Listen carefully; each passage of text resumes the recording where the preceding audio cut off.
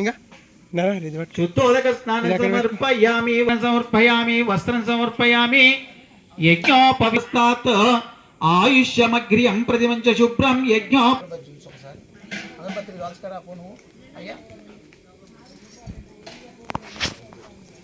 ఉమాకేతర్గణాధ్యక్ష పాలచంద్రో గజాననః సాధన గస్వాహ ఓం గణానాం స్వా గణపతిం నమామహే కవిం కవీనాముపమస్రవస్తమో జ్యేష్ఠరాజం బ్రహ్మణాం బ్రహ్మణస్పత ఆనశృణ్భన్నోతభిస్సీద సాధన గస్వాహ.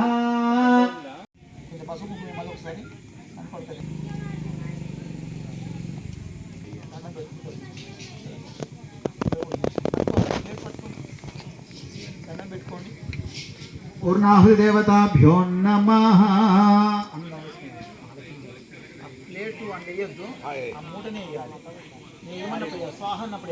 స్వాఘృతేన స్వాహ.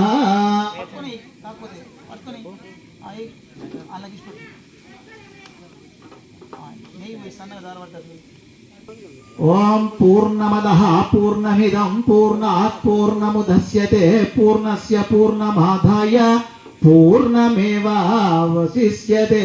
స్వాహా. సర్వం వై పూర్ణగం స్వాహా. సర్వ నమ పార్వతీపతే. హర హర మహాదేవ శంభో శంకర. శాంతి వనస్పతయా శాంతి విశ్వే దేవా శాంతి బ్రహ్మ. భగవానికి జై.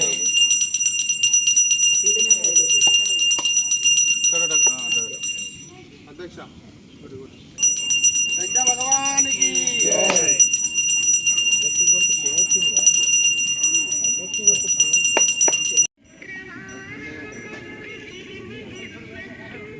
हरे भक्तजनों के संकट आर्य जनों के संकट अवनि जनों के संकट क्षण में दूर करे. ओम जय जगदेव शंभो शंकर. भयोराग्नियोज्यां याश्चदे हस्त इषवत्पदाता भगवो वप अवदत्यधनस्पगं सहस्राक्षशदे शुधे निशीर्य संज्ञानां मुखा शिवो नः सुमना भव. विद्यं धनः कपर्दिमस्येषव आभुरस्य निषङ्गतिः याते हेतुर्मीनुष्टमहस्ते बभूवते धनुः तयास्मान् विश्वतस्त्वभयक्ष्मया परिपदुधायानाथभाय दृष्णवे. उभाभ्यामुदते नमो बाहुभ्यां तव धन्वने. नमस्ते अस्तु भगवन् विश्वेश्वराय महादेवाय त्र्यम्बकाय त्रिपुरान्तकाय घ्रातपतिभ्यष्टभो नमो नमो. गणेभ्यो गणपतिभ्यष्टभो नमो नमो. निरूपेभ्यो विश्वरूपेभ्यष्टभो नमो नमो. महभ्यक्षुल्लकेभ्यष्टभो नमो नमो. दिष्टमे मदिष्टमे सुमदिष्टमे. हर नमो पार्वतीपतये. हर हर महादेव शंभो शंकर. ओम मगष्टमे प्रियंचमे नुकामष्टमे कामष्टमे सोमनसष्टमे भद्रंचमे श्रेयष्टमे वस्यष्टमे षष्टमे भगष्टमे द्रविणंचमे गन्ताचमे धर्ताचमे क्षेमष्टमे धृतिष्टमे लक्ष्मणंचमे अनामयष्टमे दीपादुष्टमे दीर्घागपंचमे अनविद्वंचमे अपगंचमे सुगंचमे सुगनंचमे सुषाचमे सुधिरंचमे. कर्णमो पार्वती. ओम जौ शांतिरंतरिक्षकं शांति पृथिवी शांतिरापः शांति सावा शांति.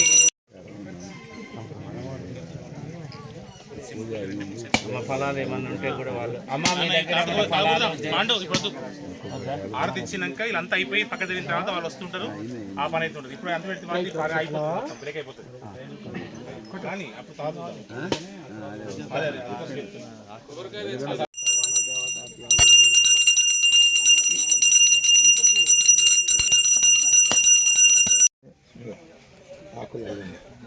అవునపాకులు అక్కడ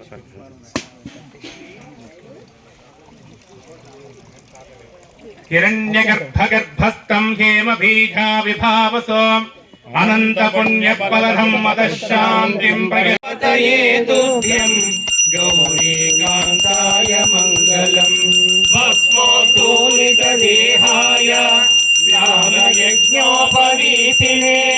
रुद्राक्षमालाभूषाय व्योमकेशाय मङ्गलम् सूर्यचन्द्राग्निनेत्राय नमः कैलासवासिने सच्चिदानन्दरूपाय प्रमदेशाय मङ्गलम् मृत्युञ्जयाय साम्भाय सृष्टिस्थित्यन्तकारिणे त्र्यम्बकाय शान्ताय त्रिलोकेशाय मङ्गलम् गङ्गाधराय सोमाय नमो हरिहरात्मने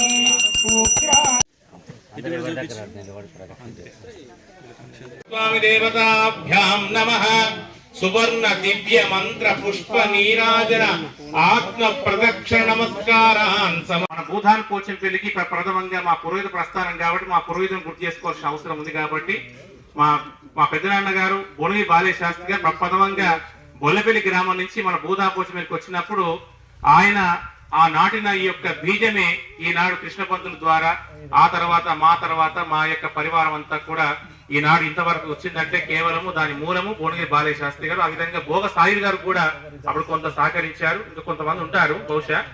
కాబట్టి మొట్టమొదలు సుమారు 42-43 సంవత్సరాల పూర్వము భూదాన్ పోచంపల్లి మార్కండ దేవస్థానం కట్టగానే వెంటనే పురోహిత సంఘం స్థాపించాలని జైకేసారము, చౌటుప్పల, నేలపట్ల, ఇంకా ఎస్లింగోటము తర్వాత ఉన్న వాళ్ళందరినీ కూడా భూదాన్ పోచంపల్లి కేంద్రంగా అప్పుడు పురోహిత సంఘాన్ని స్థాపించారు. స్థాపించిన తర్వాత కేవలం 10 జిల్లాలను శాసించిన భూదాన్ పోచంపల్లి. 10 జిల్లాలు, ఒక్కటి కాదు. అంటే అటు సూర్యాపేట, ఇటు యాదాద్రి, నల్లగొండ, ఆ పక్కన వరంగల్లు, హన్మకొండ, జనగాము, రంగారెడ్డి, మెదకు, ఈ పక్కన వికారాబాదు, తాండూరు నుంచి మొత్తం 10 జిల్లాల కేంద్రంగా భూదాన్ పోచంపల్లి నుంచి అన్ని కార్యకలాపాలు జరిగాయి అన్నమాట. ఒక్కొక్క సమయంలో బ్రాహ్మణులకు మీకు అర్చకత్వం చేసే అధికారం లేదు, పురోహితం చేసే అధికారం లేదంటే మా భూదాన్ పోచంపల్లి మార్కండేశ్వర దేవాలయం మా సంఘం ఉంది, మా పంతం తీసుకొస్తా అంటే పక్కోడు ఇంకెవరు రాకుండా అడ్డపరచకుండా వ్యవస్థ నడిచిందంటే అది కేవలం మార్కండేని మూల విగ్రహం యొక్క శక్తి అన్నమాట. కాబట్టి ఆ విధంగా 40-45 సంవత్సరాల ప్రస్థానంలో గుడి కట్టి 2 సంవత్సరాలకే ఈ యొక్క పురోహిత సంఘాన్ని స్థాపించిన తర్వాత దీని నుంచి సూర్యాపేటకు పంపించారు. సూర్యాపేటకు దీన్ని జిల్లా సంఘం చేసినాం. ఏది పోచంపల్లి పట్టణ సంఘాన్ని అప్పటి కాలంలో నల్గొండ జిల్లా సంఘం చేసినాం. మళ్ళీ ఆ గవర్నమెంట్ వాళ్ళు ఈ జిల్లా సంఘాన్ని విభజించినప్పుడు సూర్యాపేటకు ఒక జిల్లాను, మా నల్గొండ జిల్లాకు ఒక జిల్లా సంఘం నుంచి వాళ్ళు మినటి బుక్కుతో సహా ఏ సంఘ సభ్యులను అక్కడికి వాళ్ళని పంచినాం. అందులో నల్గొండకు 30 మంది సభ్యులు పంచిచ్చేసినాం. సూర్యాపేటకి వెళ్ళి కేవలం ఒక్కరుండి ఆ ఒక్కరిని ఆ సూర్యాపేటకి ఇచ్చేసేసినాం.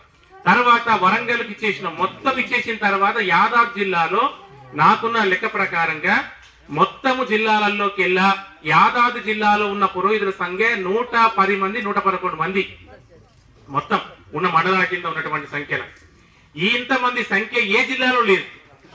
111 మంది ఉన్నటువంటి పురోహితుల సంఖ్య యాదాద్రి భువనగిరి జిల్లాలోనే ఉంది. సరే, ఉమ్మడి జిల్లా చూసుకుంటే మాత్రము కరీంనగర్ జిల్లా కింద ఎక్కువ సంఖ్య ఉంది. అది కరీంనగర్, సిరిసిల్ల, పెద్దపల్లి ఆ పక్కన అవన్నీ వస్తాయి అన్నమాట. గోదావరి అవన్నీ వస్తాయి కాబట్టి ఆ జిల్లాలో ఉమ్మడి జిల్లా కింద చూస్తే మాత్రం కరీంనగర్ జిల్లా మొదటి స్థానంలో ఉంది. కానీ ఇక్కడ మాత్రం చూసుకుంటే మాత్రము యాదాద్రి భువనగిరి జిల్లాలోనే 110 మందితోటి వీళ్ళు అర్చకులు, జ్యోతిష్యులు, సిద్ధాంతులు, ప్రతిష్టానాచార్యులు, వీళ్ళు ప్రశ్న భాగము, పురోహితము, అర్చకత్వం మొత్తం ప్రతి ఒక్కరి డాటా తీసుకున్నాము. మన నరేంద్ర పంతులు గారు ప్రస్తుతం జిల్లా సంఘానికి వారు కోశాధికారిగా పనిచేస్తున్నారు. ఇక్కడ వచ్చారు వారు కూడా. ప్రతి ఒక్కరి డాటా కూడా మొత్తం కంప్యూటర్ నిక్షిప్తం చేశాను అన్నమాట. రేపొద్దున 100 ఏళ్ళకైనా కూడా మన సిస్టమ్ లో చేసి పెట్టాం. కాబట్టి ఈ విధంగా పురోహిత ప్రస్థానం నడుస్తూ వచ్చింది.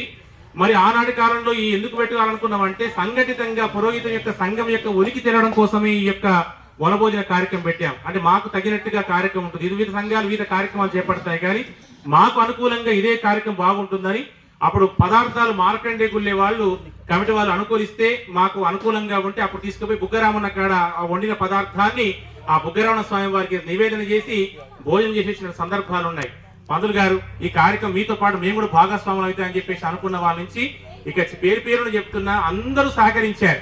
పంతులు గారు మీ కార్యక్రమంలో ఆ వారధి కట్టినట్టుగా మా ఇసుకే అనుకోండి, కాసేపు రాయి అనుకోండి, ఏదే కావచ్చు, బియ్యం ఇస్తాం, కూరగాయలు ఇస్తాం, పళ్ళు ఇస్తాం, నీళ్ళు ఇస్తాం, నెయ్యి ఇస్తామని చెప్పేసి అందరూ భాగస్వాములు అయ్యారు. మా పురోహిత సంఘం తరపు నుంచి ప్రతి ఒక్కరికి కూడా ప్రత్యేక ధన్యవాదాలు తెలియజేస్తున్నా. ఇంకొక చిన్న వైపు ఏంటంటే వాస్తవికంగా చెప్పాలంటే వనభోజనం యొక్క ముఖ్య ఉద్దేశం ఏమిటంటే వనంలోనే గడపడం కోసము వనభోజనం అన్నమాట. సమయానికి రావడం అన్నది సహజంగా తెలియదు కాబట్టి చెప్తున్నా అనేది భావించవద్దు. సహజంగా ఏంటంటే అందరం ఇంట్లో భోజనం చేస్తాం, సమయానికి భోజనం చేయడము, మన కార్యకలాపాలు చూడడం అన్నది ఒక లెక్క. కానీ మేము నిన్నటి నుంచి కూడా పూర్తిగా ఇక్కడ గ్లోజర్ పెట్టి శుభ్రం చేసి మీ అందరూ కూడా చెట్ల కింద గడపాల. ఓ నమశివాయ అంటారో, ఓ నమో భగవతే వాసుదేవాయ అంటారో, కృష్ణ గీత చేస్తారో, లలిత సహస్రం చేస్తారో, విష్ణు సహస్రం చేస్తారో, కానీ ఈ రోజంతా కూడా మేము సాయంకాలం ఉన్నంత వరకు కూడా మీ ఎక్కువ సమయం గడపడం కోసం ప్రయత్నం చేసినాం. ఈ సూచన దయచేసి విని పూజ సమయానికి పదార్థాలు స్వీకరించే సమయానికి కాకుండా ముందుగా వచ్చి మీరు కూడా గడపాలని ఆ సూచన చేస్తున్నాం మీకు భవిష్యత్తు కాలంలో వచ్చే సంవత్సరానికి అని ఈ సూచన అందిస్తారని కోరుకుంటున్నా. తర్వాత ఈ కార్యక్రమంలో మరి తోటి పురోహితులు మా యొక్క జిల్లా ప్రాంతం నుంచి అనేక మంది ముఖ్యులు వివిధ ప్రాంత రామన్నపేటకి వెళ్ళి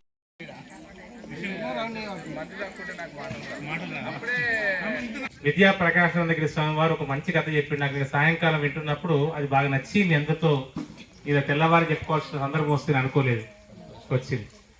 అయితే ఇద్దరు మిత్రులు కలిసి కాశీనగరానికి బయలుదేరారు.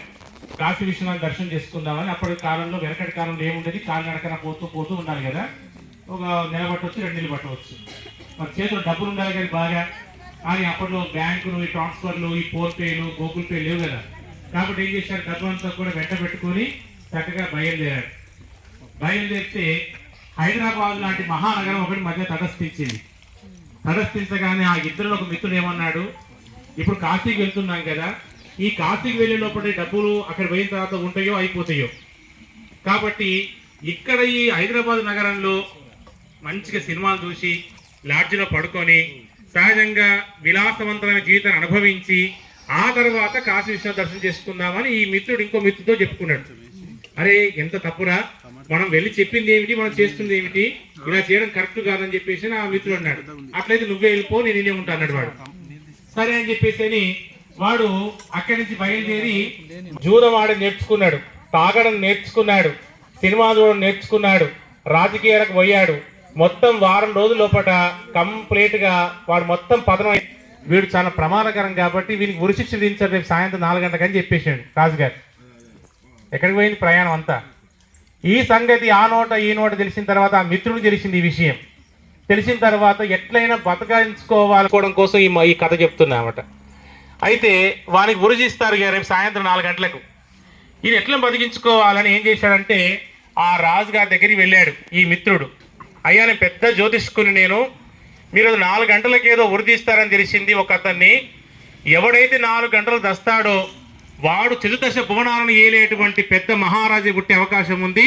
దయచేసి వానికి బదులుగా నన్ను ఉరిదీయండి అని చెప్పిండు. ఇడిపోయింది. వానికి బదులుగా నన్ను ఉరిదీయండి, ఎందుకంటే నేను మళ్ళీ జన్మలో అయినా చతుర్దశ భువనాలను ఏలేటువంటి మహారాజుగా పుట్టే అవకాశం ఉంది. ఆ మహారాజుని చెప్పాలన్నా, ఈయన చంపినా ఈడైతాడు, మళ్ళీ మహారాజు అవుతాడు. ఈయన చంపి ఆందీసి ఈయన ఇచ్చిపెట్టినా ఈయన మహారాజు అవుతాడు. ఇద్దరిని పక్క కొట్టి ఆడు వేసుకుని చచ్చిపోయింది. అంటే పరిస్థితి ఏంటంటే చతురతరమాట.